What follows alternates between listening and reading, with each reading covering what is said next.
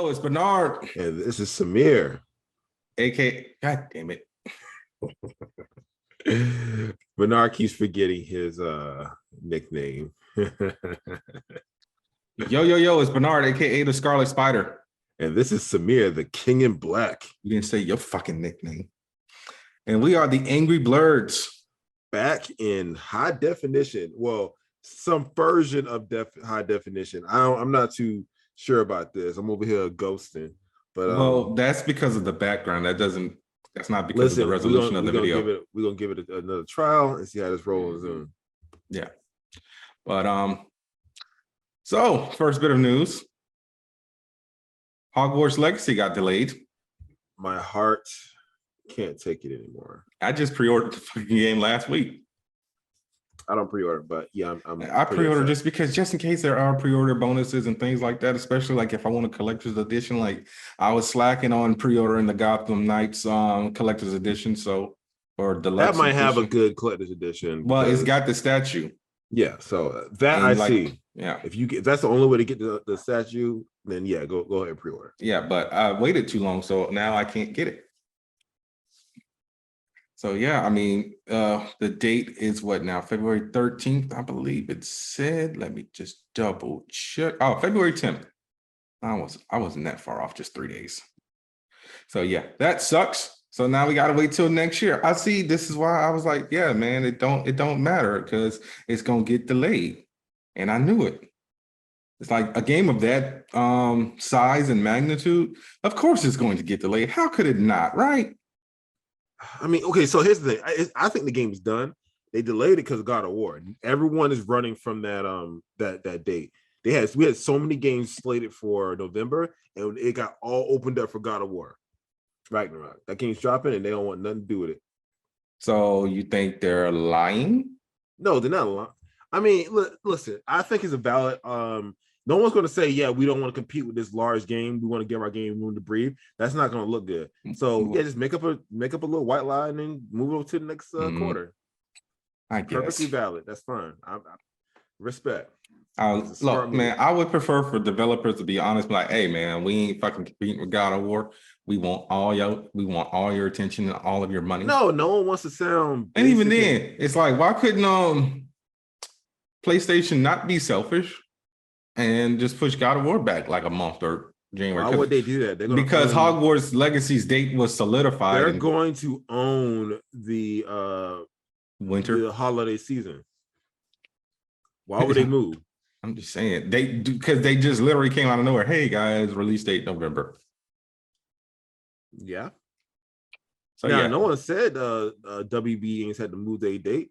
They could have released in November. They just chose to move the release window. So yeah, because we've had games come out around the same time, multiple holiday seasons, and both were neck and neck.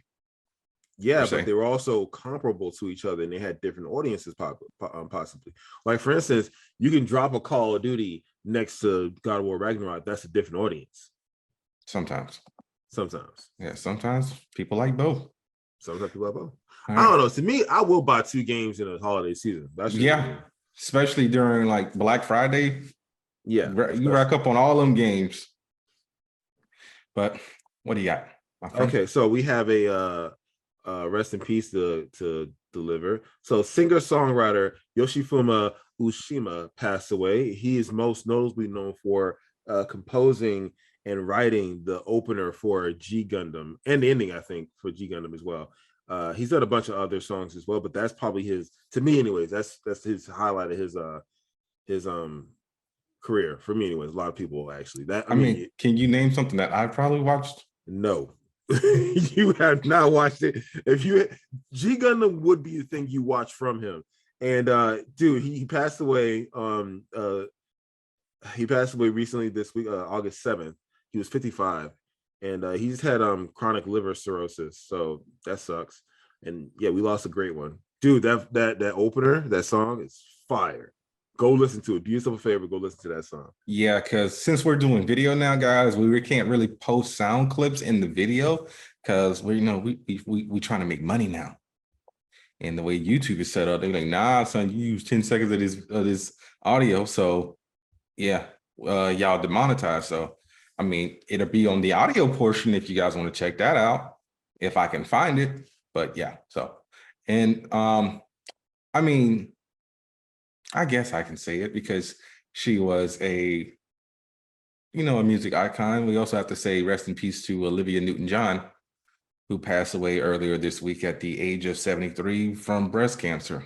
Yeah, that was a rough one. Yeah. So for those of you who have been living under a rock, most of you know Olivia Newton-John as Sandy from Grease with John Travolta, but she was also a award-winning Australian singer-songwriter.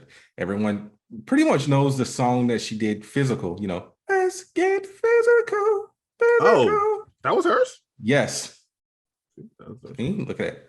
But yeah, so we got to say rest in peace to her. If you got Prime Video or Paramount Plus, just watch Grease one time for her. The first one, not the second one. No one likes the second one. Hey, Michelle Pfeiffer's in that one. Yeah, but still, it's like, hey, let's do the same thing, but flip it. That's what it was. You got it, bro. It was a gender flip. It was not original. It wasn't good. That's why there is no Grease 2, the musical. All right. But yeah. So one of the things that should we get into the crazy elephant in the room? I mean, should we get into the man, the person, the crazy elephant in the room who is slowly revealing himself as the Reverse Flash? The deranged individual. What will they do next? Yeah. So it keeps getting worse. The rise and fall of Ezra Miller. I mean, yeah, it was a rise. I don't know. They were always kind of because even back when they were doing you got to remember, people knew Ezra Miller, but not everyone knew who Ezra Miller was. Not everybody watched The Perks of Being a Wallflower or the Stanford Prison Experience. I didn't even know about that one. Or we need to talk about Kevin. About Kevin, yeah. Exactly. No one knew who Ezra Miller was before The Flash. Films.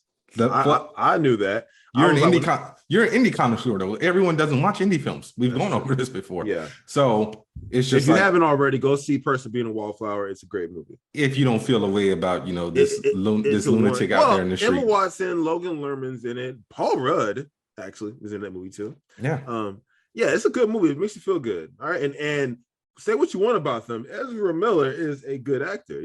They're just crazy when they're not on set. Might be crazy on set. We don't know. Well, they're crazy when the camera ain't rolling. Nah, because you didn't watch any of the, not a professional camera, but still, people had video of them wilding out at that karaoke bar. Ooh. Yeah. Ooh. So I'd never seen the video. So you really can't say, they're not wilding out when they're not on camera. So yeah, this week, authorities were trying to locate a mother and children and her 3 children who were living on Ezra Miller's Vermont farm. Yeah. So yeah, they were trying to serve the mother an emergency care order demanding that the children be removed from her care over safety concerns. And then they put a warrant out because he was charged with felony burglary. Aren't you rich? You know what the burglary was? Alcohol. You stole alcohol? Yeah, from a house. He broke in and stole. They broke in, sorry. Yeah. And stole alcohol. It keeps getting worse. Yeah, so it's like at this point, reportedly that Warner Brothers is pretty much considering 3 options to do with the Flash movie. A, still release it and recast eventually. I think that's the best option. Okay. B, Ezra gets professional help and then explains their behavior, and the film is released with very limited press, so he has very little. They have very little press to do. Or 3, C, scrap the film altogether because there's too many scenes to reshoot. Well, it's the whole. I said throw the whole goddamn movie away at this point, man. Because Kevin Smith said, they burned their public image. No one wants to see that movie. That's like Army Hammer. Like I was telling you earlier this week, Army Hammer's allegations got him doing real estate in the goddamn Bahamas. Mm-hmm. And there's a documentary coming out on Army Hammer in like a couple weeks. Oh, see that I didn't know that. That's I don't remember what it's called, but yeah, this is the rise and fall of Ezra Miller, dude. I don't think in our 36 years on this planet, we have seen a up and coming star fall from grace this bad. I can name quite a few actually. Because R. Kelly, that took like almost 30 years. I can name quite a few actually. Amy Winehouse. Well, Amy Winehouse died, but I'm talking about just like tanked their career. Oh, yeah, we're not talking about people dying. Lindsay Lohan. Lindsay Lohan's still out here working. What's that guy's name? Hang on. I'm gonna pull this guy's name. What were they in? They were in such films as the Black Panther, the first Matrix film. He played Tank, I think it was the dude behind the monitor. That dude tanked his career. He was in Black Panther. Yeah, he played Huey, the leader and founder of the Black Panthers. What was his name? Oh, bro, you said Black Panther. I'm thinking Marvel, T'Challa. Wow, no, the movie. Yeah, no, the movie. There's the Black Panther movie. The civil rights group. Judas and the Black Messiah. Not the older one from the 90s. I don't know who you're talking about. Oh my God, I'm about to pull the. Are you talking about Henry Lennox? It was a Henry Lennox. It can't be Henry Lennox because Henry Lennox was in Man of Steel and Zack Snyder's Justice League. No, I'm not. I'm talking about that. Hang on a second. Yeah, because you said the guy who played Tank. Yeah, the guy who played Tank. Hang on, I'm pulling up the. I'm just gonna go to IMDb real quick. I'm pulling it up right now. Hang on. Marcus Chong. What did he do? He was Tank in the Matrix. No, I mean, what did he do to bomb his career? Oh, okay. So to come back for the sequel, because they wanted him back for the sequel, right? Yeah. He asked for way too much money, apparently. Yeah. And when he didn't get it, they said, okay, we'll just write him out the film, blah, blah, blah, because, his hair wasn't that important. Yeah. So, and it wasn't, because you saw how the Matrix Reloaded worked. They just replaced him, which is fine.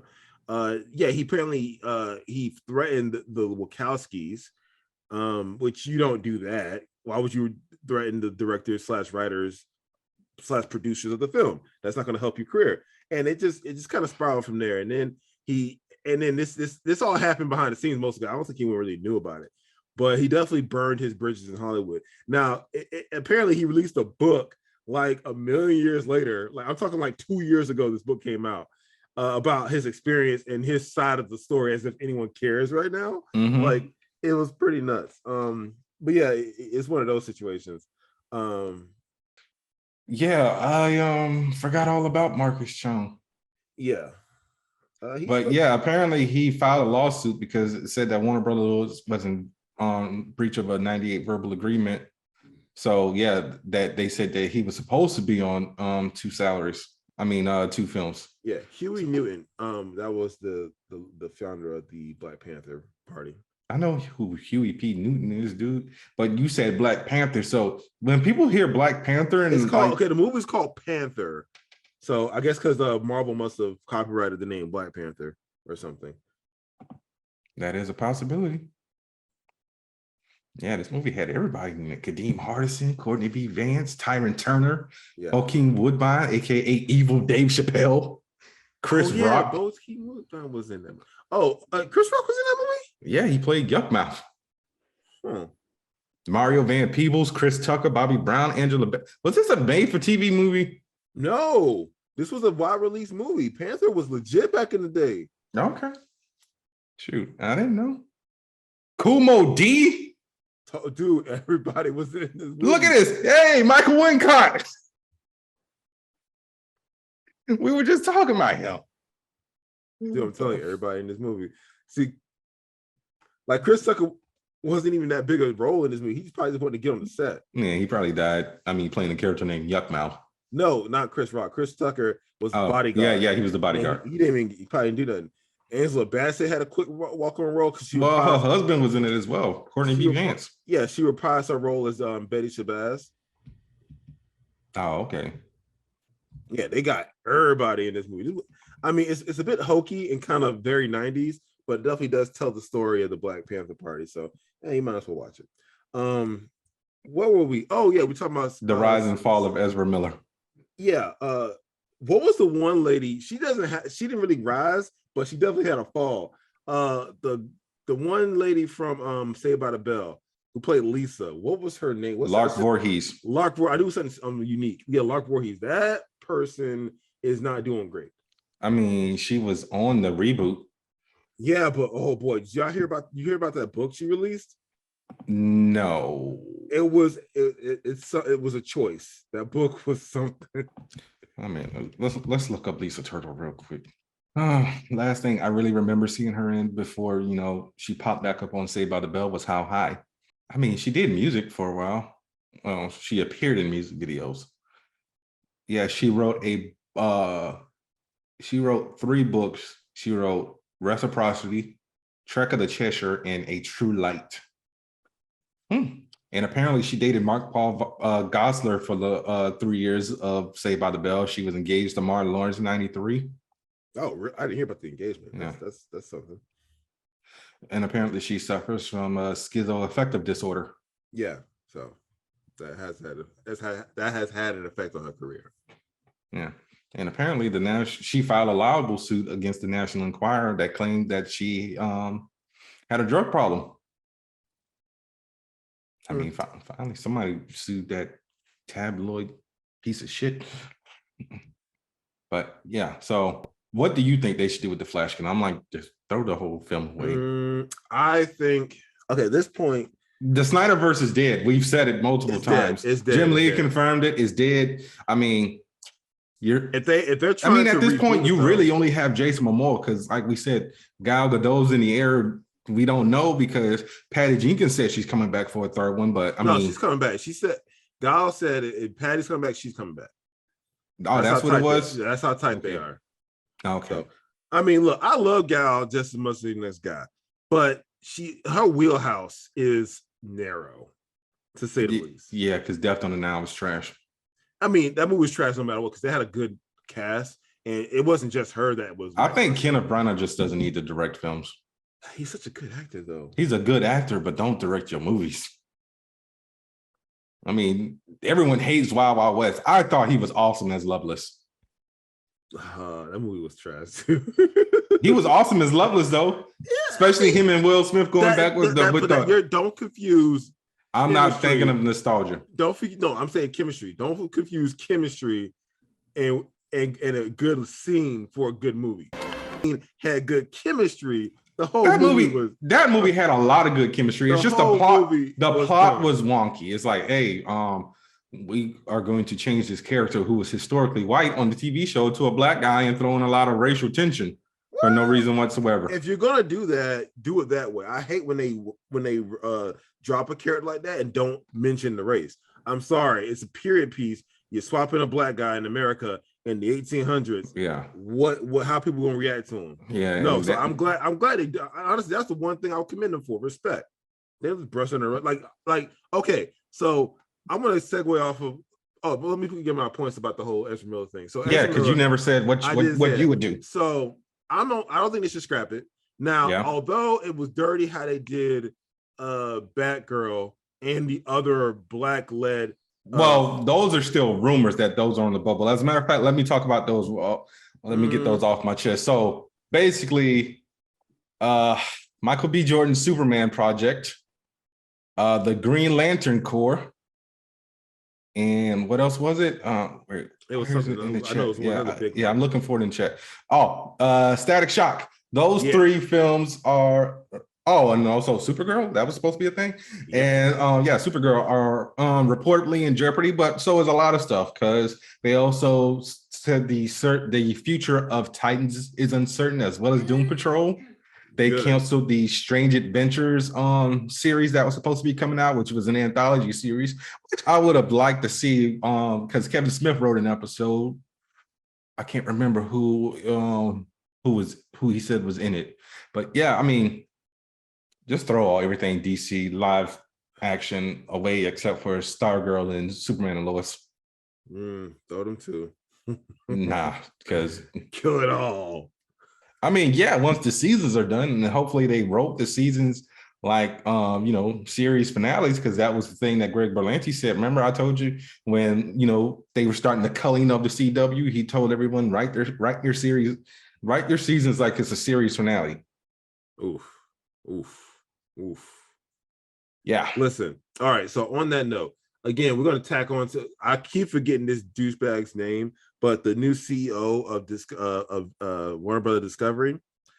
I'm sorry, I can't get over this wording that they did in this bullet point. You still talking about the skew? Yeah, the male that week? doesn't make sense. Male skew. What does that mean? And then you find out that, I mean, I don't want to get political, but the guy is a super conservative, and they tend, and I'm not saying they all have this, but they tend to have a certain, leaning towards certain things. So it's like when you say male skew, what do you mean? And then when you say male skew, what kind of male? Yeah. Like, what do you mean? Because a black male isn't going to behave the same way as a white Latino male. I was going to say Latino.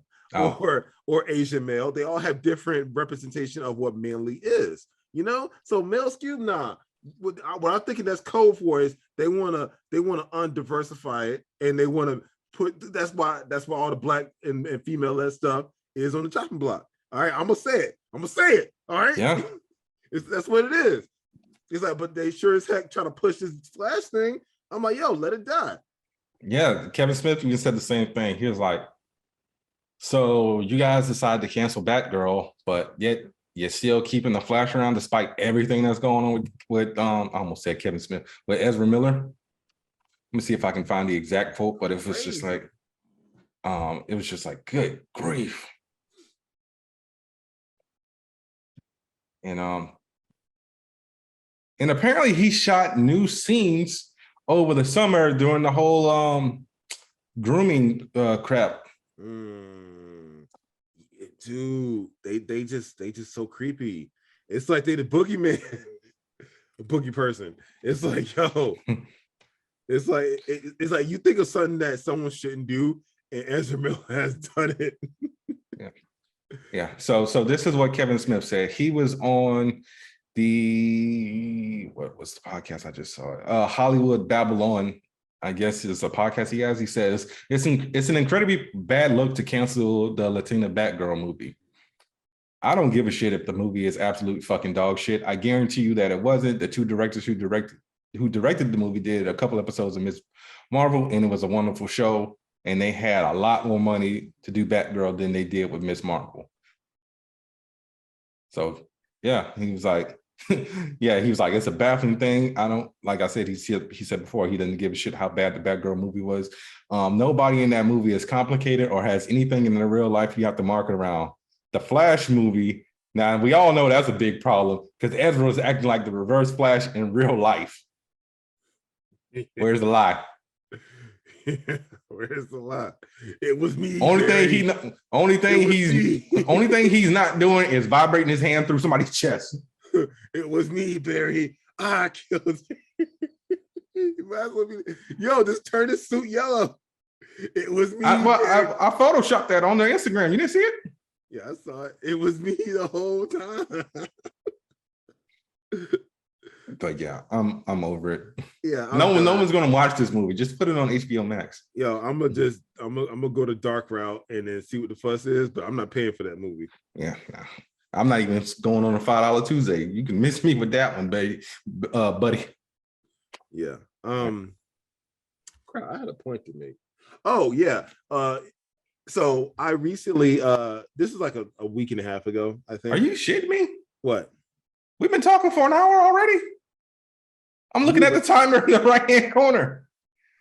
Yeah, we got into it. We was talking about Ezra Miller for a minute. Yo, time flies when you're having fun. I don't know about that. Bro, we roasted Ezra Miller for like 40 minutes. Yeah, we did roast. We went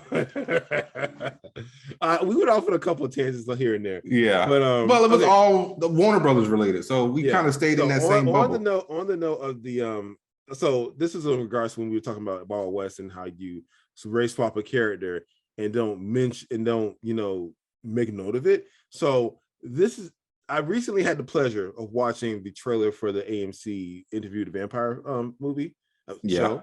Well, you've gone into length about how who was it, Louis? Yeah, but I hadn't seen the trailer. The trailer. It looks really good. So now you back on board. Bro, it looks so gay. It looks so good. It looks gay, but it looks good. What? Dude, yeah. I thought they were gonna cut it. You can tell in the first film in the 90s that they tried to gay it up and they couldn't because it was the 90s. Yo, this show is probably gonna be so goddamn gay. It's gonna be awesome. It's gonna be as gay as Tuesday in the Pride Parade. That's how gay it's gonna be, and it's gonna be awesome. But the problem I have with it is, you know what? I think they also pushed the timeline up. It's not in like the 1800s or something like that. I think it's like the closer to the turn of the century in New Orleans. Now, it still should be deeply racist. It's in the South, so they got to talk about it. So they better talk about it. They might. I mean, you only saw a trailer, so yeah, I'm pretty sure they'll talk about that show. I'm saying I would say 40% of that show should be racial issues because you can't have a black lead in the past in America. All right, and I talk about race. I'm sorry, you cap it. All right, stop the cap. Don't do that. Be real with it. Okay. Didn't DJ tell you don't use cap? DJ ain't here. That's the name of the episode. That is the name of the episode. Why am I always naming the episodes? You do even episodes. I do odd episodes. I mean, you do odd episodes. I do even episodes. I don't know. It sounds like I'm all my titles are the better ones. You usually get over dramatic with your titles, and like I usually try to say something humorous. Like perfect example. What was episode 100 called?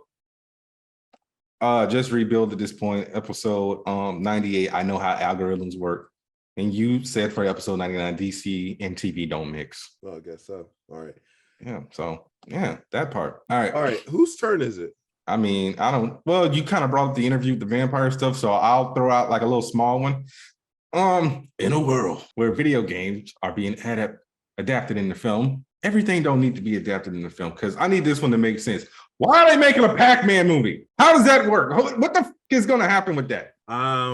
Okay. Explain it to me. Some properties make interesting films. Some things can work. Like if it's a side scroller game, yes, that can work. That's like how Sonic was able to work. They took elements from the classic 16-bit game, a little bit of Sonic Adventure, put it together, good movies. Samir hates it because it has people. I'm pretty sure Pac-Man gonna have some people in it for some reason. I don't even know. I'm like, even then, there was a Pac-Man animated, CG series in the early 2000s. I don't get how that worked. God, that's how I can't even remember that. You still got the vault for that one. Yes. I'm just like, how does this work? He's literally a yellow ball that gobbles balls. Yeah, there's not and avoids ghosts. There's not much depth there, honestly. Yeah, it's like, huh?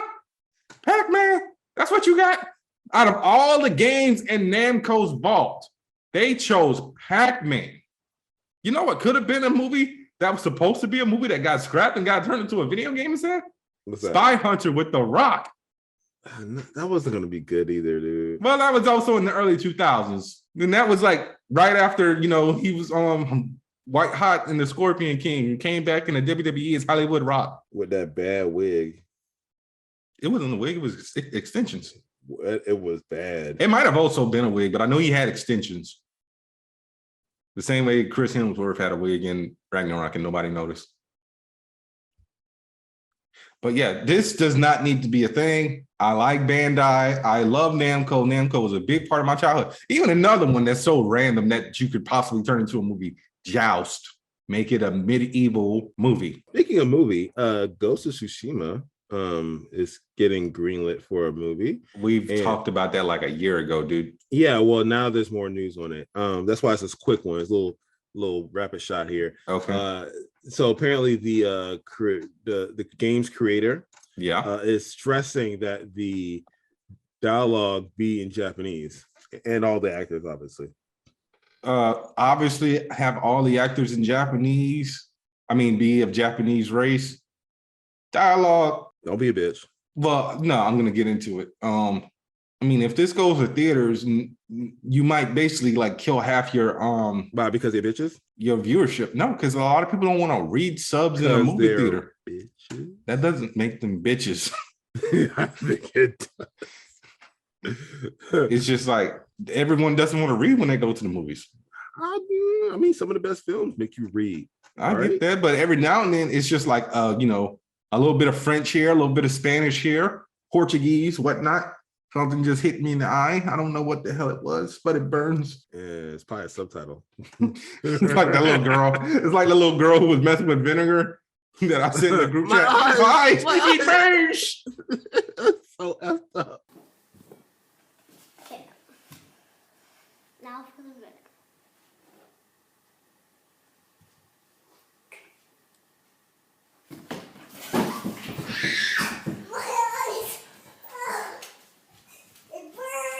I wonder where she is. I don't know. That's like a decade ago.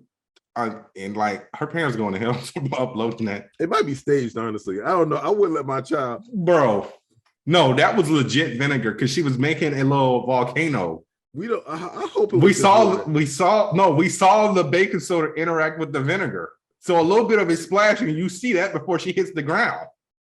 But no one's paying attention to that because they're too busy. Like, oh my God, is that little girl all right? You just see the water.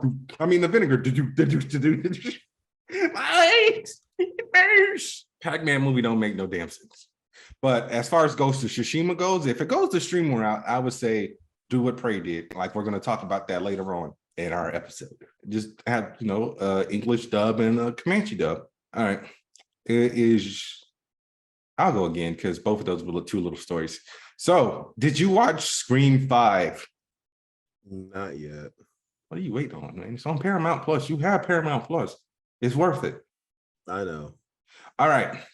So, Neve Campbell said, fuck y'all, I'm not coming back. Y'all tried to lowball me. Good. Know your worth. Yeah.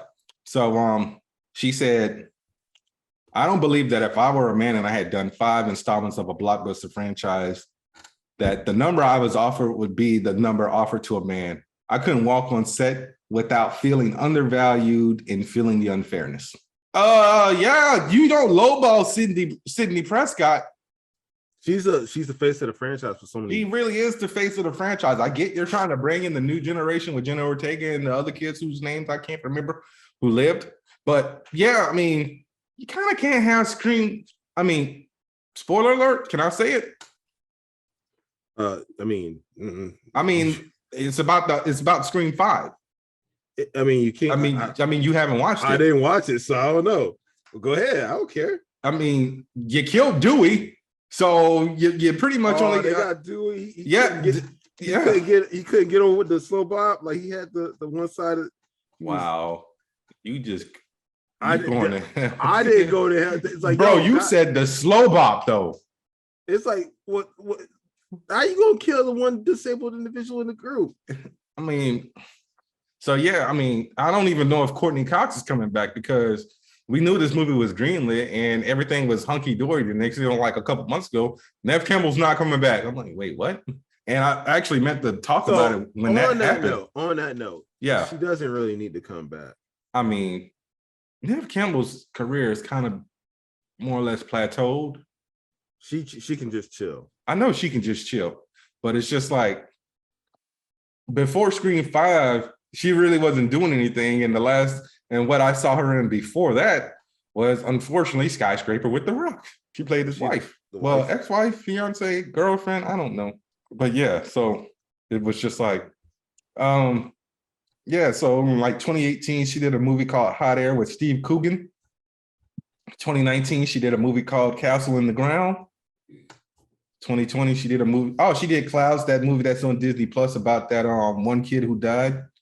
Yeah, so if you want to watch a very sad movie, you can watch that. The kid died or what? Yeah, it's based off of a true story. It is about this kid named Zach Sobik, who had osteomacoma, and basically he wanted to become a musician. And then he found out he was dying.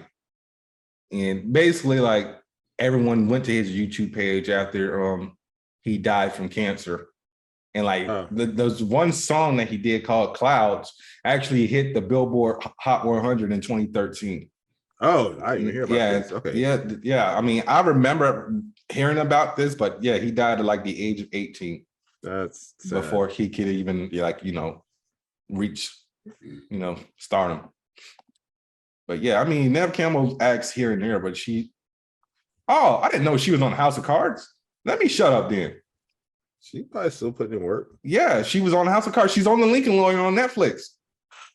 There you go. Yeah, but I was talking about like the mid 2000s stuff. Like she did a TV show here and there, and that was more or less it. But yeah, I mean, I would love for Neve Campbell to come back, but if she's like, y'all don't want to pay me my worth, y'all on your own, because I had a feeling like at first I thought the most recent Scream is not called Scream 5, it's just called Scream. I thought this was going to suck because this is the first one that was done without Wes Craven, but it was surprisingly good. I mean, okay, so I'm not saying that Wes Craven isn't the pioneer that he is, but to say that there's only a select few talented minds in Hollywood is not accurate. No, we're not saying that. It's just like, that's his baby. People act like when a talented individual leaves a project, oh my God, the project's gonna die, is that they can't hire someone else equally talented or more talented to fill that slot. Now, what you have is varying visions clashing with the project. Possibly, you run the risk of that. Hi, Liana. We on video, right? Yeah, we're filming. Yeah, go. Yeah, run. She disappeared like a ghost. She's like, huh? Yeah, the wife. Okay, what was I saying? You saw it for a quick second, guys. What was I saying? Yeah, it's like, yeah. So I mean, when I hear a talented individual leaves a project, I'm worried about the workflow and other production issues. But I'm not going to automatically think the whole project is going to suck because of it. You know. I mean, like Ant-Man. Ant-Man's a good example. So Edgar Wright left it, and the guy who replaced him is Peyton Reed. There we go. And they came out. Ant-Man's great. But Ant-Man was still written by Edgar Wright. They slightly retooled his script a little bit. So he still, I believe he does have a writing credit still. I'm going to double check right now. I mean, the direction definitely would have been a whole lot different per se. He's still credited as a writer as far as story and original screenplay, and he does have a executive producer credit. I mean, but as far as things taking a different direction, here's a more recent Marvel movie you could have pulled out of your hat: Doctor Strange in the Multiverse of Madness.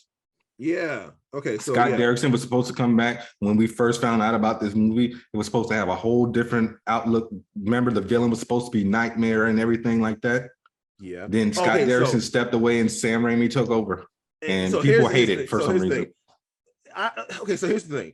I like a lot of the stuff he did, but apparently we weren't supposed to get Wanda as a villain in that movie. Yeah. She was supposed to the whole script originally got scrapped. She was supposed to be Steve's ally. Yeah. To fight Nightmare. She's supposed to be the villain in Avengers 5.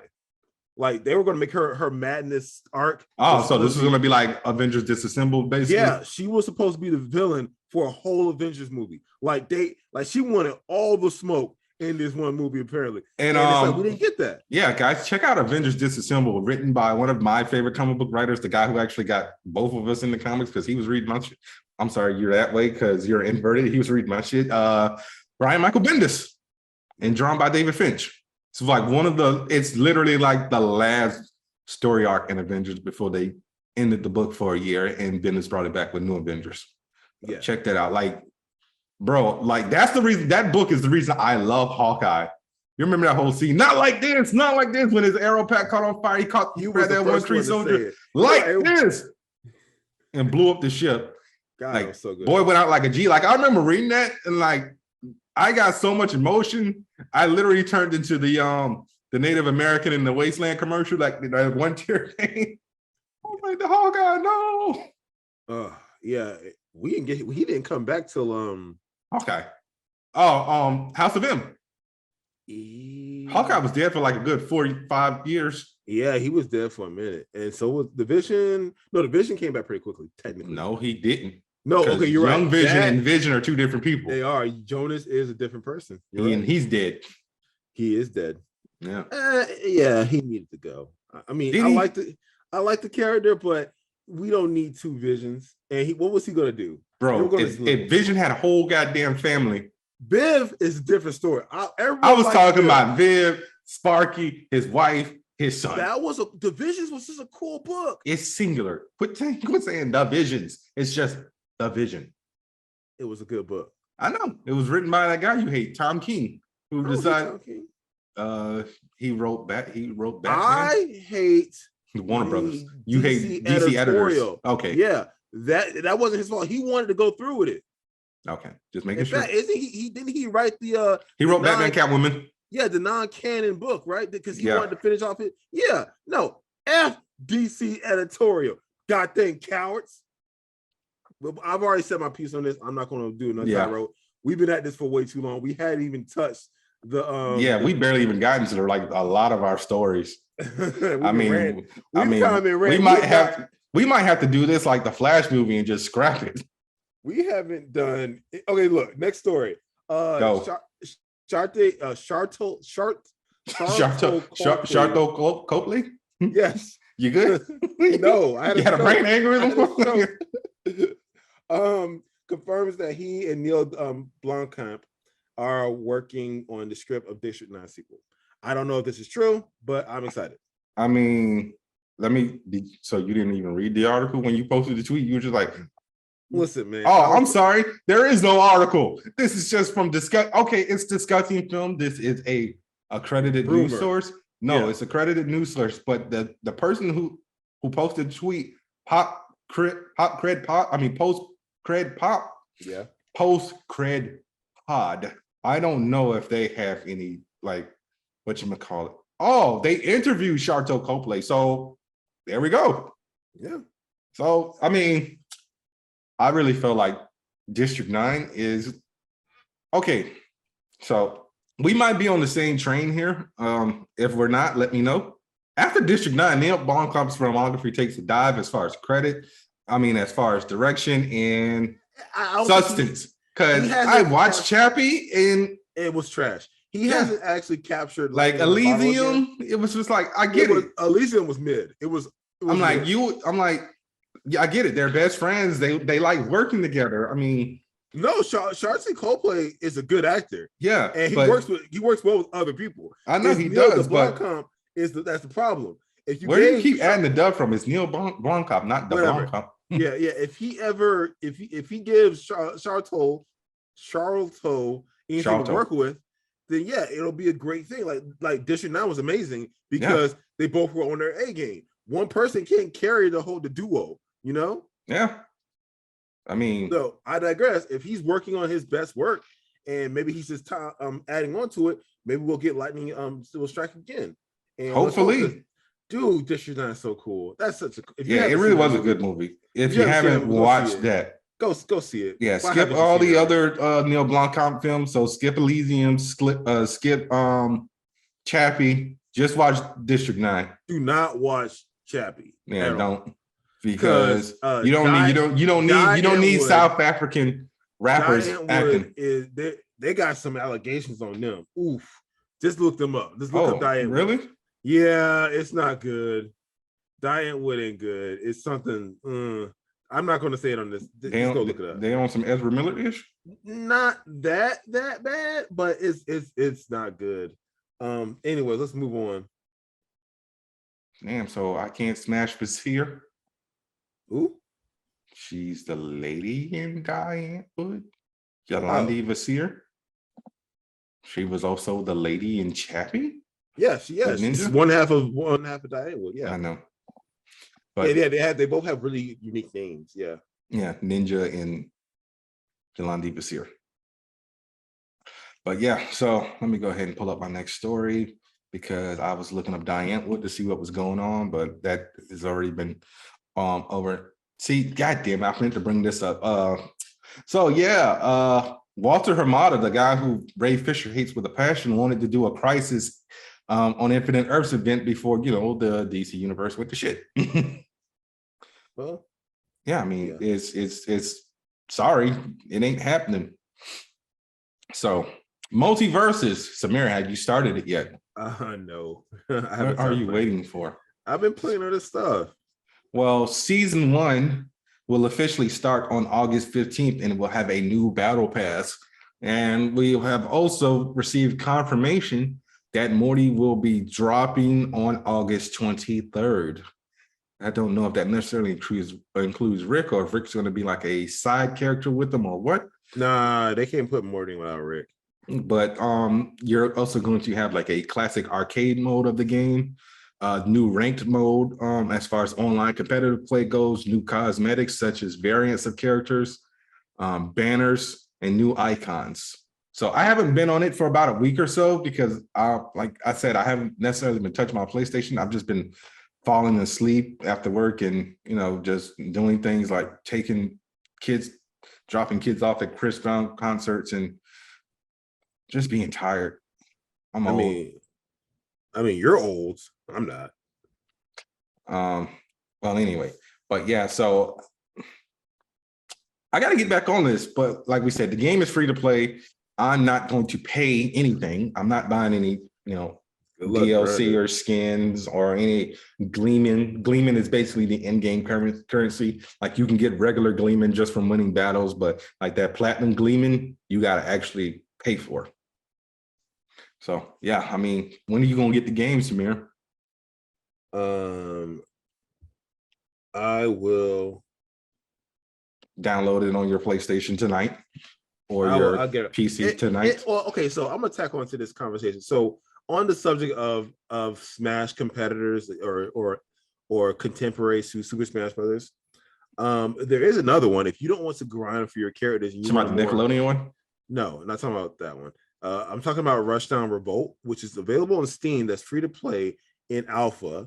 It's slowly getting Steam and getting notoriety. What's it called again? Rushdown Revolt. Okay. And it's a platform fighter that has a more traditional feel to it. So instead of a percentage damage, you have a health bar, and instead of it plays if Guilty Gear and other anime fighters had a baby with Super Smash Brothers, that was what you get. And they all have original characters. So definitely check that one out. I actually watched a documentary / promotional video about the game and how it became the way it is now. And it actually was very interesting and it looks pretty promising. So I'm actually going to look into that instead of Multiversus because it looks more appealing. I like Multiverse. I like what they're doing there, but this just seems to be more my speed. Yeah, because like I said, everyone in Multiversus is floaty as all get out. Yeah, this one is and obviously you have to break a couple characters because otherwise Superman's going to punch a hole in the Iron Giant and knock him off the map. And we also don't know the peak of Super Shaggy. Goddamn Twitter decided to make Shaggy, OP as fuck. But gave him all the anime powers. Yeah, I seen him using a Sharingan. Why? Yeah, make it make sense. So what do you want to get into? Do you want to get into our? You know what? I already got it. Let's talk. Did you watch the 3 episodes of Beavis and Butthead? I was gonna say Sandman. I watched 5 and I checked out. Okay, so you watched for the first 3 episodes. So I watched the first 5. You didn't watch anything past the first 3? No, I watched up to 5. But let's talk about 5.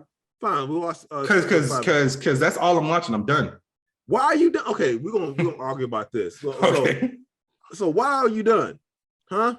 Just slow ass pacing, dude. I can't deal with slow. It's like methodical and I don't want methodical based from my comic book adaptations. No wonder this thing was in development hell since like the 90s, and Joseph Gordon-Levitt said, "Oh, I'm gonna do this in the early 2000s and walk away." I don't know if I wanted him to be that. No, I can't imagine anyone else being in this role right now. And it can't be him. I mean, like I said, this was supposed to be like 10 years ago. No, it could have been him. I'm glad they didn't do it because I think now is the time to do a project like this. Because if they did it 10 years ago, I'm just seeing how the 2000s did properties like this, and it wouldn't have been good. I mean, like I said, I honestly, dude, I struggled to watch these first 5 episodes. They were so literally the Sandman put me to sleep. God, I don't know what to say about you, man. I'm just dude. Okay, so I loved everything. I loved the vibe. I love all the characters so far. It's just I don't know. I'm just digging the whole. It was the whole just shebang. so. And I'm not a fan slow. of the original work, so I can't have anything to compare it to.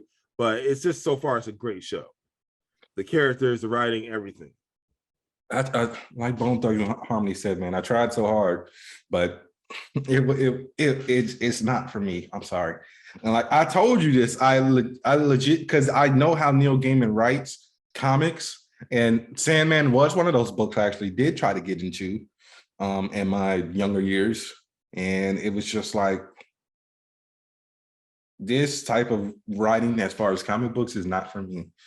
And like watching that first episode, I'm like, oh, I just regressed back to my 17-year-old self. I'm like, oh yeah, now I remember why I did not get into this But franchise. you were 17. You're a different person. That's like half your life. I get that, but you know, if something can make me flash back to that age, and like I said, so you're saying your taste hasn't changed since? No, my taste has definitely changed, but my viewpoint on the Sandman has not. That's just like the only episode I can honestly say I liked was episode 5. You didn't like what? Gwendolyn Christie as Lucifer? Yeah, she was so cool. That episode was just whack. It was so cool. It's like, oh, we're playing a mental game of chess. I am the world. Oh, I am anti-life. I'm hope. It was so cool. I like that. I like most of the cast. I am Nova. It was so cool. I have never seen anything with Tom Sturridge in it. I'm like, the guy, he looks like Morpheus. He just needs longer hair. I really wish they would have put like something in his eyes for like the context, because like his Dev's eyes. I mean, Dream's eyes are like all black with like space in them. Yeah. And they only turn like red when he's upset. So that's an effect I would have loved to see. But I mean, I guess having context all the time and putting CGI on him, too costly. Yeah, too costly, bro. Hell is too costly. Yeah, the dreaming is too costly. I mean, like I said, maybe like in Game of Thrones. I'm not. Clark didn't want to have the purple context, so they irritated her eyes. So sometimes that happens. But I would like to see why they didn't give him the cool eyes. You're right. That is. Yeah. But like I said, it wasn't for me. And just like, I mean, as much as I love Jenna Coleman, why did we not get John Constantine? Is it because she's an actual character? Yeah, but they gave her John Constantine's origin. The whole Asher thing, that's a Constantine thing. To the point where they did it on the fucking Constantine show that was on NBC and brought it over to Legends and wrapped it up. Diversity? Shut up, Samir. No, think about it. Okay, think about it. They gender swapped Lucifer. And they gender swapped. They gender swapped Lucifer. They gender swapped Constantine. I wouldn't call it gender swap because the character is actually John and Constantine. But that being said, though, if those two characters weren't there, how many women would we have in the cast that were doing anything? Well, you got to blame Neil Gaiman for that. They don't, because he's one of the showrunners, isn't he? I know he's one of the showrunners. So he made the decision to change it. Yeah, so but I'm talking about from him not doing it from, whenever the book started. Yeah. Well, then there you go. He's a different person back then. All I'm saying is, if they didn't have those characters there, how many women you want in the plot? I don't know. I'm trying to think of any actual women in the plot doing anything. Death the Endless. Yeah, she's running around. Okay. So why is Death not pale? And I'm like, because you one of them people who be like, yo, why is this not comic book accurate? Because you hate Fox for making Zazie Beetz Domino. I love Zazie Beetz. I love her in that role. Yeah, but they could have painted her white. They could have put her in makeup. So why is Death ghastly white? They could have made her more deathly. Yeah. And it's I didn't even get to Death, but I remember that being a whole thing, but all the fuck boys on the internet saying, okay, yeah, but that's the thing, you're just telling on yourself at that point, because it's like you have a problem with that actress in that role. Yeah. Why? Like, I don't know. It's like it's a problem. So listen, I like the cast so far, and I love everything they're doing so far. I like everything about the show. I have no problems with it. Yeah. I like I said, I tried, man. I literally I got home at 2:00 in the morning. I watched episode 3. Then I watched 4 and 5 this morning when I woke up, and I was like, I'm out. Like I said, 5 to me, that was the best episode that I've gotten through, like the first half of the season, where John D takes the amulet and he's in the diner and he's fucking with everybody. God, that was a hard scene to watch for me. Not because it wasn't good. It was just nerve-wracking. It really was nerve-wracking. I was getting a whole anxiety attack. And that guy, he's such a sociopath. Oh my God. Yeah, man, that's Daniel Thewlis, Professor Lupin from Harry Potter. Yeah, so good. So good. Yeah. I mean, maybe one day I'll go back to it, but as far as today, nah. I'm sorry. Bad form, Bernard. Bad form. I mean, I can't rate the series because I didn't finish it, but did you finish it? Form. I will rate the first half of the season. Okay. I mean, it gets a 9.7. So good. You get a 5 out of me. I'm sorry. Hey, you bitch. 5 for 5. All right. So this came out about 2 weeks ago. You finally watched it. The Milestone doc. Oh, yeah. What are your thoughts? Because I was telling you, man, DC in the 90s. Wow. I mean, they like any other industry in the 90s. Racist. Yeah. So for those of you who don't know who Milestone is a Black-owned comic book company. It was founded by the late, great Dwayne McDuffie, Dennis Cowan, Reginald Hudlin came in later. For those of you who don't know, Reginald Hudlin directed House Party, Boomerang. He was an executive producer on the Boondocks, and he also ran BET for a while. Hence the reason that Black Evil Television, the whole Black Evil Television was a skit on him. Donald Faison played a character named Wedgie Woodland. I can't remember the name of the other guy.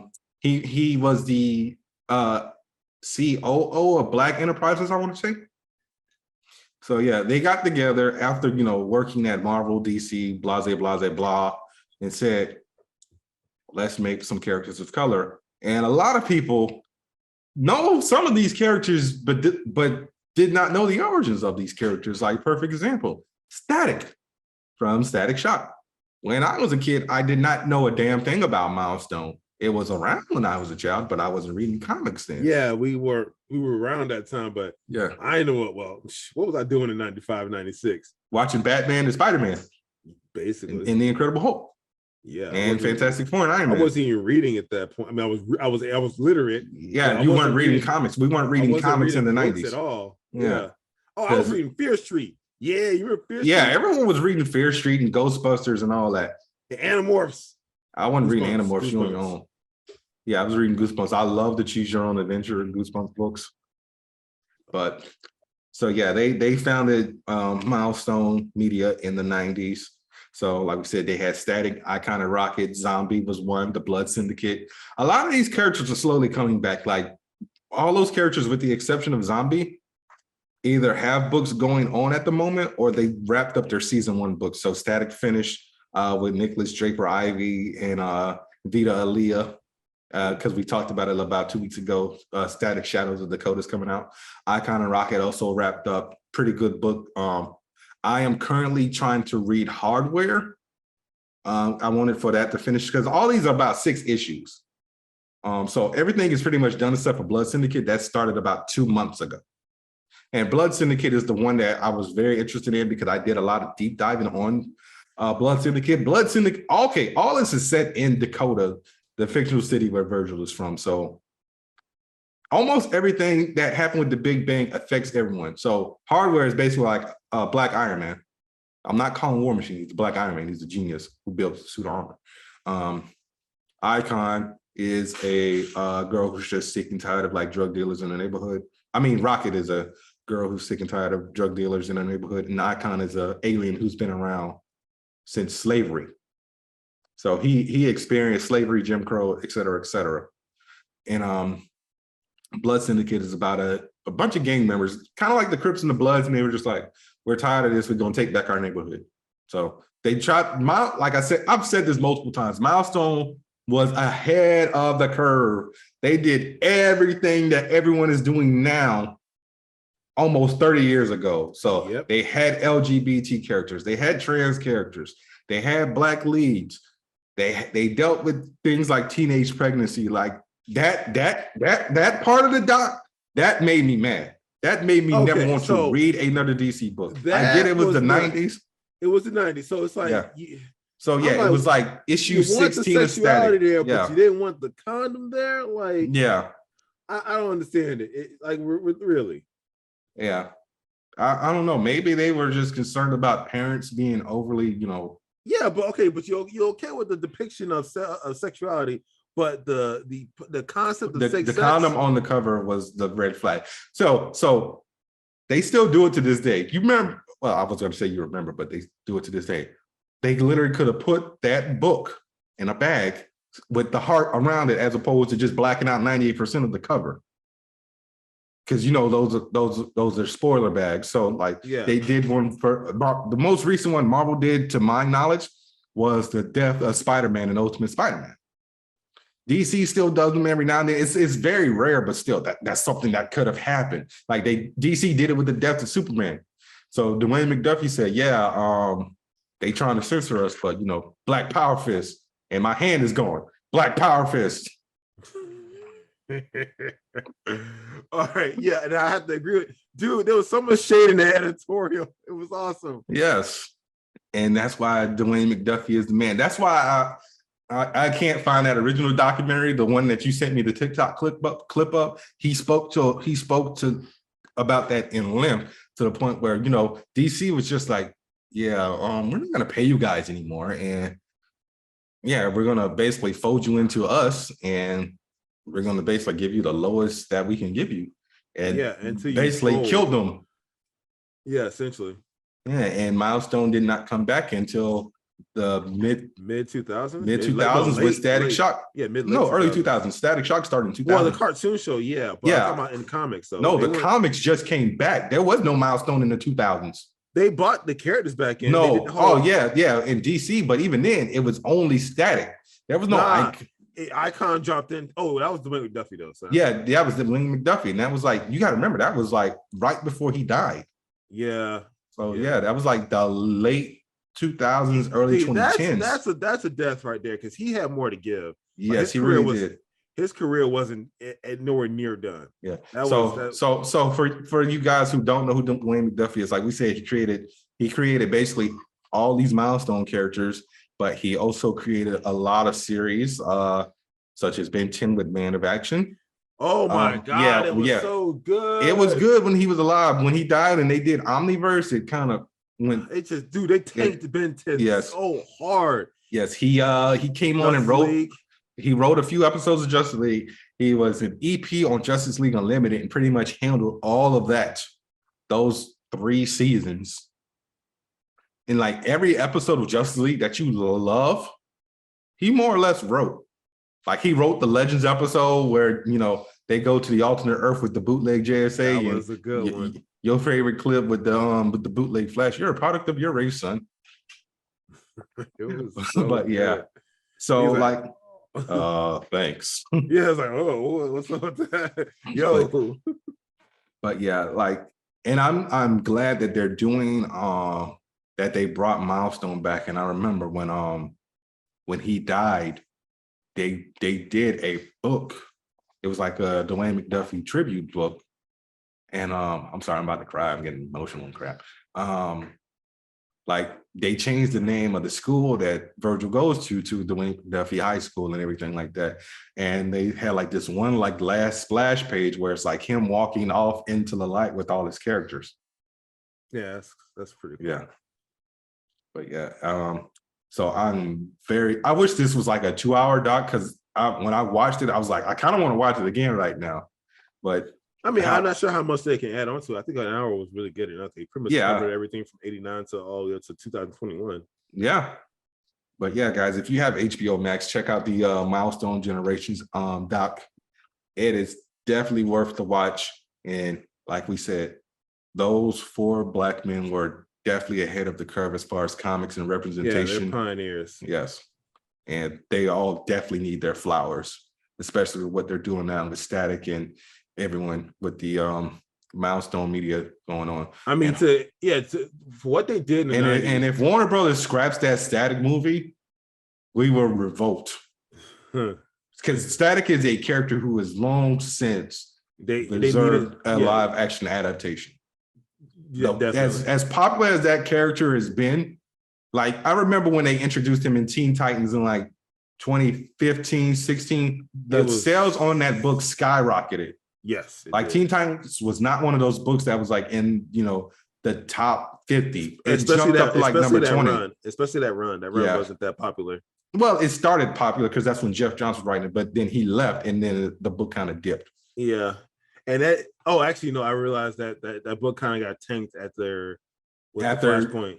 No, after Infinite Crisis. No, not no. I mean, it was good. No, after Jeff Johns left, because remember Jeff Johns did like 2 arcs and then it kind of dipped. The run we're talking about was post Infinite Crisis. Oh no, I was talking about before Flashpoint. You remember Virgil was in the book before? Yeah, Flashpoint? I do recall that, and that run got better when he got in the book. Yeah, but that's what I was talking about. After that, though, all the books kind of tapered off, and then they ran into Flashpoint. Yeah, but he was gone by then. Yeah. But yeah, guys, check out Milestone Generations. You'll learn something. Yeah, definitely. All right. So we are pretty much at the 2-hour mark. Let's get into our review of Prey. Amber Mid-Thunder.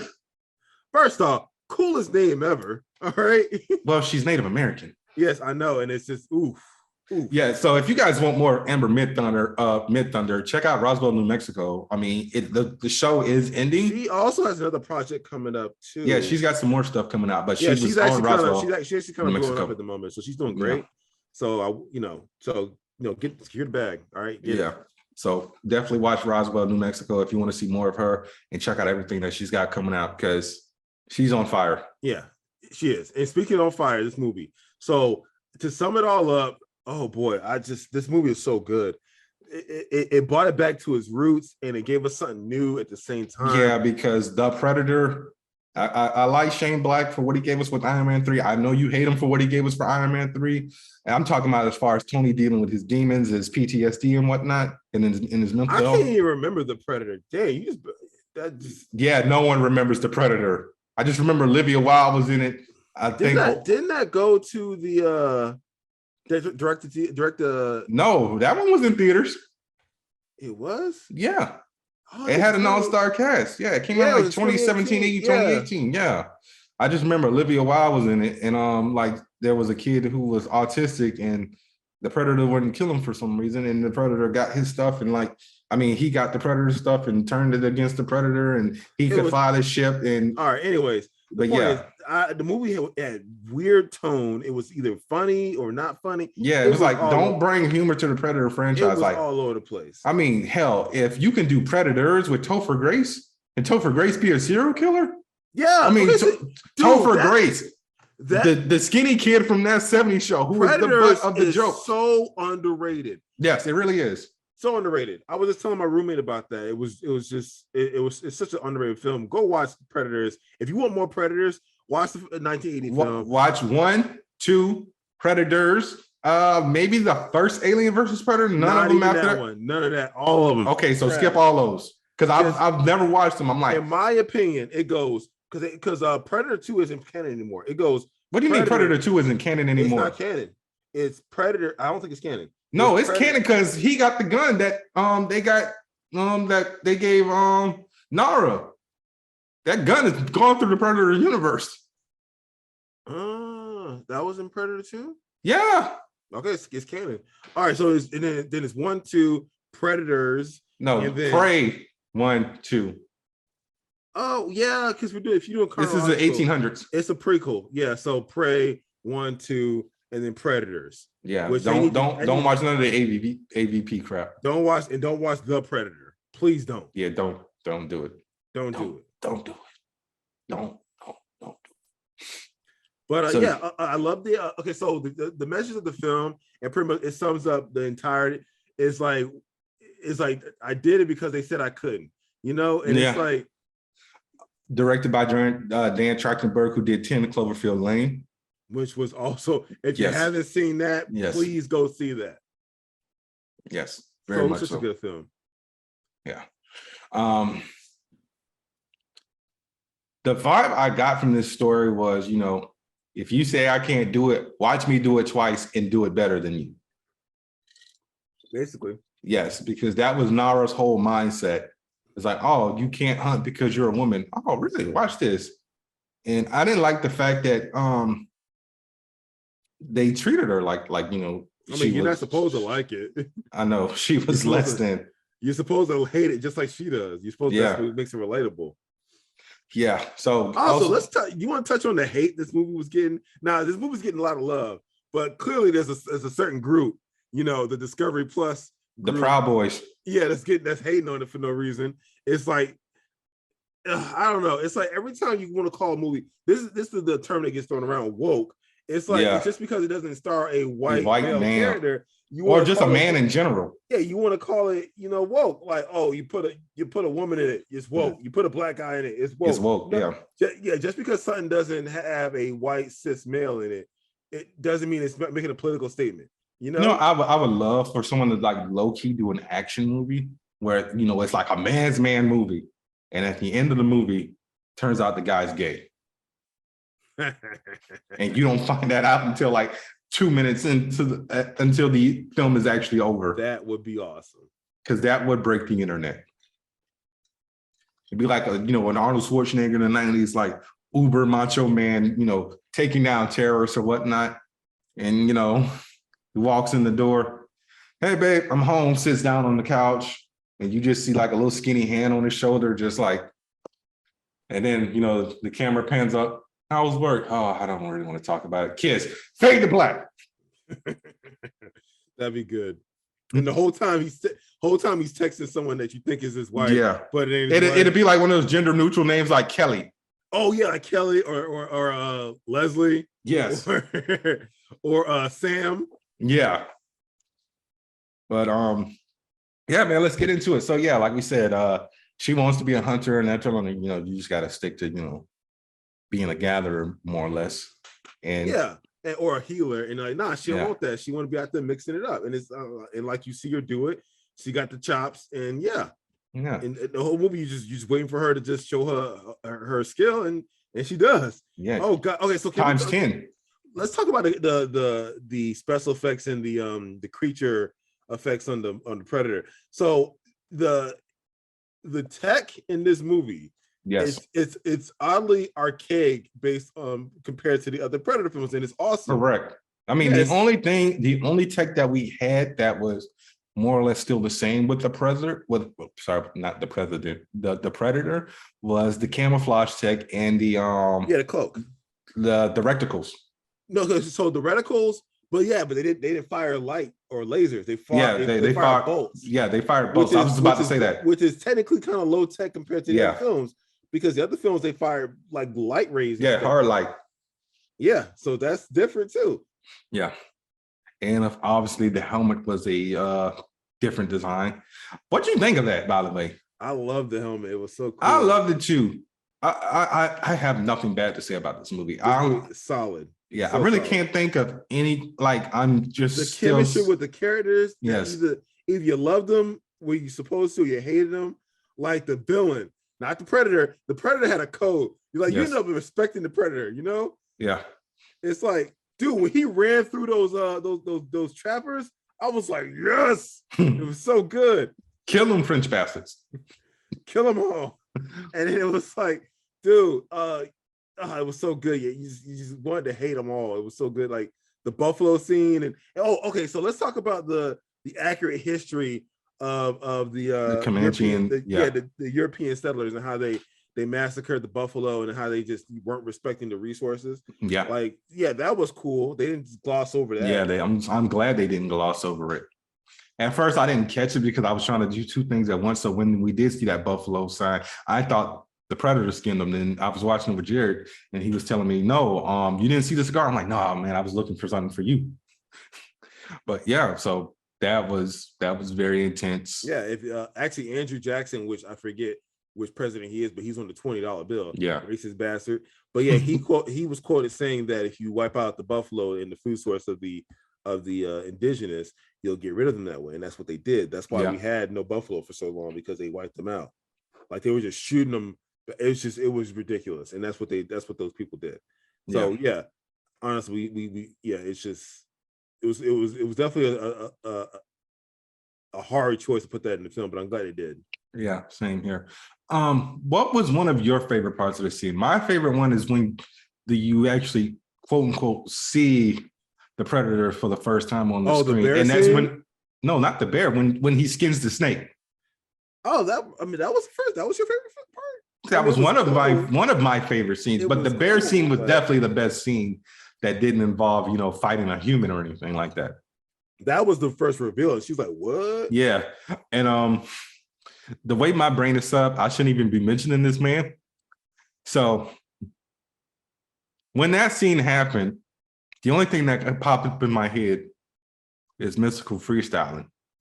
I'm as cold as a lion with no hair. If you ever see me fighting in the forest with a grizzly bear, help the bear. So that was the first thing that popped in my head when that scene came up.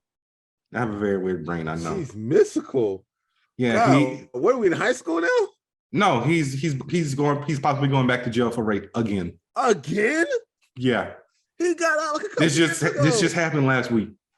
What, bro? Why? Why, man? Yeah. What are you doing? You really got to spend some more time on Black Twitter, my guy. I don't think I want to. That's what be happening. Oh my God. Why though? And like, all right, do you, man?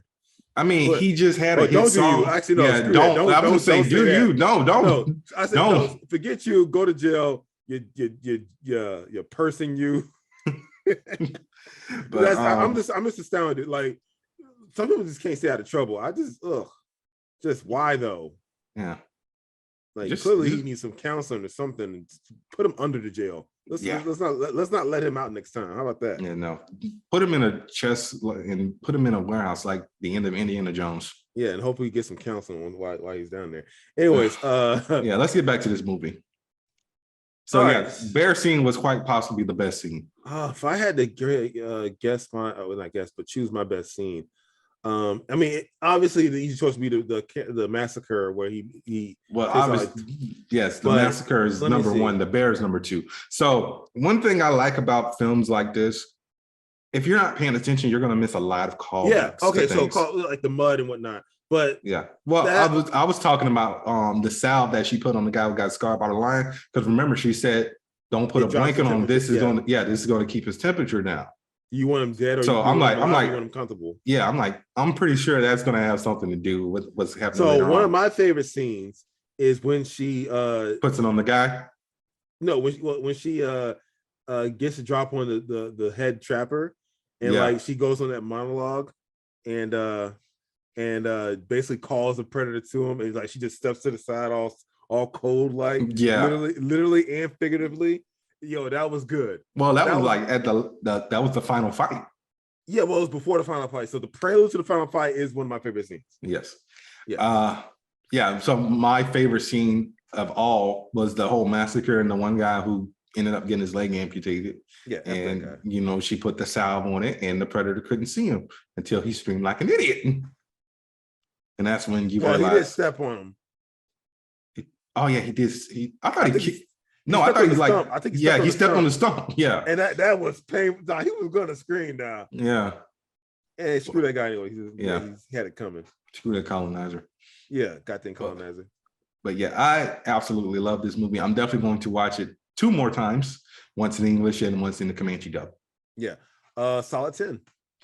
Yeah, solid 10 for me. And this movie has received high praise for being the first film. Correction. 10.0. I mean, that's really, you just had to throw a point in there just to piss me off.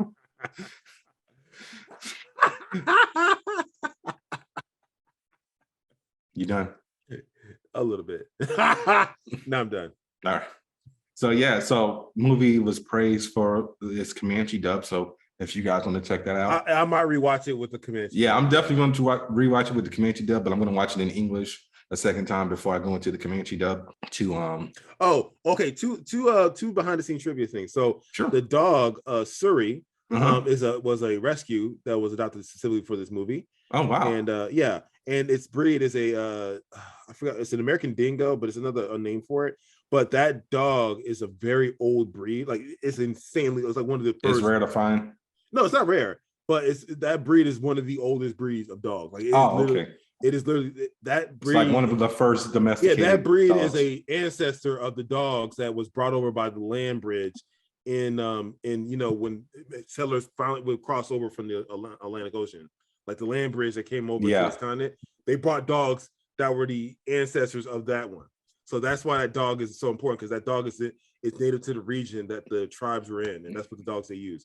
So that was cool. Also, the guy who played her brother, I forgot his name, something Beaver. Yeah, he's the son of the actor who does the mocap for Nightwolf, right? I don't know about that, but he was working retail prior to this. Is his first acting credit. Oh wow! Yeah. I mean, congratulations to him. So I mean, hopefully, he doesn't, fall off or anything for stupid reasons. Yes, Dakota Beavers. Yeah, just and Tabe, that's the character's name. And yeah, he said something about he was he was working at TJ Maxx. Oh wow. With the fight. Yeah, right. Like, go ahead, man. Secure the bag. Exactly. But yeah, I did see something. I think it was something about Amber Midthunder's father possibly being the mocap actor for Nightwolf in the Mortal Kombat. Her parents, I think one of them is a actor or something. Yeah. But yeah, I was like, okay. And I meant Midthunder, not Denver Thunder. I mean, get the name right. Get it right. Put some respect on her name. Look, Amber I knew about her. Thunder. I knew about her before you, sir, because I watched Roswell in Mexico. But yeah, she is the daughter of David Midthunder, who is the voice of Nightwolf in Mortal Kombat 11. Oh, okay, cool. And what did it say? Oh, never mind. That was just saying that Predator was a special character for Mortal Kombat 11. But yeah, guys, so check out Prey on Hulu. Well, they put Predator in Mortal Kombat 11. He was a guest character. Yeah. But now it's funny that they crossed over like that. That's cool. So yeah, guys, check out Prey on Hulu. Oh, one more thing. Shoot. Who are you, Prey Uncle from Jackie Chan Adventures? You got one more thing. Prey was also the highest stream movie on Hulu. On Hulu, the biggest premiere they ever had. Yep. Go watch this movie. Go watch this movie. Yes, if you haven't, and if you watched it already, watch it again. Yeah, watch it twice, watch it 3 times. Make sure everybody watch it. Yeah, your mama, your grandmommy, your pappy, everybody. Really? Yes. But yeah, guys. So check that out on Hulu, as Samir said. Make everybody watch it. So we are going to call it a wrap. So guys, this is Bernard. And this is Samir, the King in Black. Yeah. God damn it, I forgot it again. This is Bernard, aka the Scarlet Spider. Yes. Join us next time. Same Blurred channel, same Blurred network. Yeah, I don't know if you guys noticed, but I did not review Bullet Train despite the fact that I said I was going to. I just didn't get a chance to watch it. I'm probably not going to be able to watch it for a while because money's kind of tight, even for $5 Tuesdays at the movie theater. But next week, Chris is going to be on, and me and him are going to review Day Shift, the Netflix vampire movie starring Jamie Foxx, Snoop Dogg, and Dave Franco. You gonna give it a shot? I mean, it's a 53, so come on, man. No. It's a 53. It's up there. I mean, you watched Mortal Kombat. That was like a 12. It was trash too, and I can't watch that movie out of my brain. I'm going to try to find showings of Bodies. That's the movie I'm going to basically think. Mean Girls meets Scream. Yeah, I want to check that out as well. I'm actually and it's doing very well. So it's sitting at a 91% on Rotten Tomatoes with 141 reviews. So good right now. Yeah, great response. So I can't wait. It's a comedy horror, and it stars Pete Davidson. It's okay. Well, it stars Amanda Stenberg. She's actually the headlining actor. Maria Baklava, and Pete Davidson's in it. I don't know how long Pete Davidson is going to be in this movie because he's not even in the main cast Lee Pace is also in it. Yeah. So the one thing I like about this movie is just the representation on this film is great. You have a colorful cast of characters, so it's not just one blanket of characters and then one token minority. No, there's a nice mixture of people, and Amanda Stenberg is playing a person in a same-sex relationship, and it's not played up for anything. It's just a normal thing. So I like how the representation is on point in this movie so far, and that's Samir. First glance. You can go to the Regal to watch it on Broward. Nice. That's what I'm doing. Okay. Yeah, I just looked it up for you. Is that this weekend? Yeah, it's out already. I'll probably start watching this tomorrow. Yeah. First showing is at noon.